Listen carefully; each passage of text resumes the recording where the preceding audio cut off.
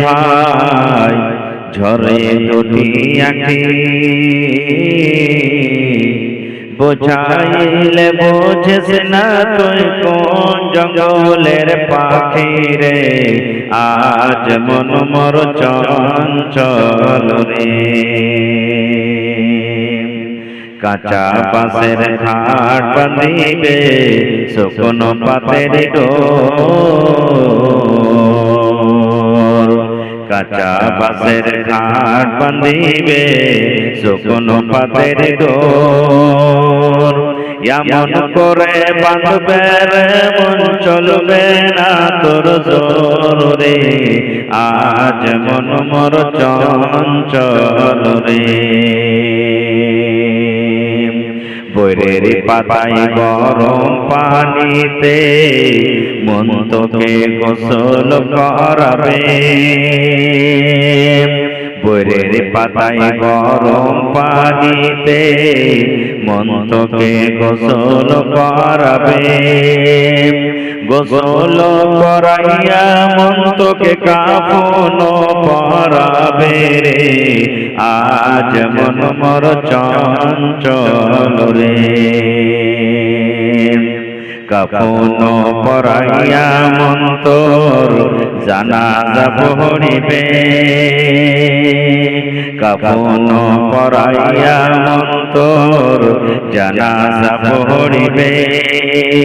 জানাজা পড়িয়া মন তোকে তখন করিবে রে আজ মন মর চঞ্চল রে মা কান্দিবে বেটার বেটা বোন কান্দিবে ভাই মা কান্দিবে বেটার বেটা বোন কান্দিবে ভাই ঘরের বেগম সেও তো কাঁদবে আর তো কেহ নাই রে আজ মন মর চঞ্চল রে মা কান্দিবে বেটার বেটা বোন কান্দিবে ভাই পরের বেটে সেও তো কাঁদবে আর তো কেহ নাই রে আজ মন মর চঞ্চল রে আজ মন মর চঞ্চল রে ভাই ঝরে দুটি আঁখি বুঝাইলে বোঝেস না তুই কোন জঙ্গলের পাখি রে আজ মন মর চঞ্চল রে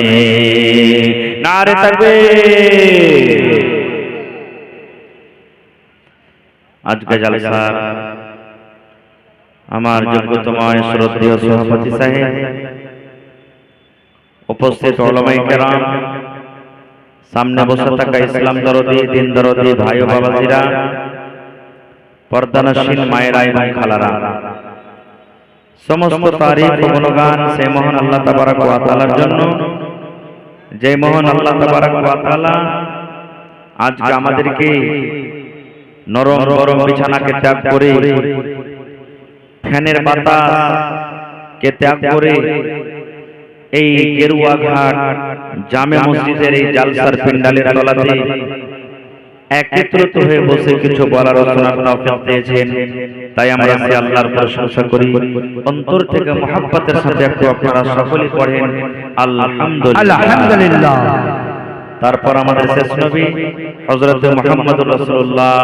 পড়েন সাল্লাল্লাহু আলাইহি ওয়াসাল্লামের উপর অগণন দরুদ শরীফ শান্তির ধারা বর্ষিত হোক আমিন আল্লাহুম্মা সাল্লি আলাইহি আল্লাহুম্মা বারিক আলাইহি বন্ধুগণ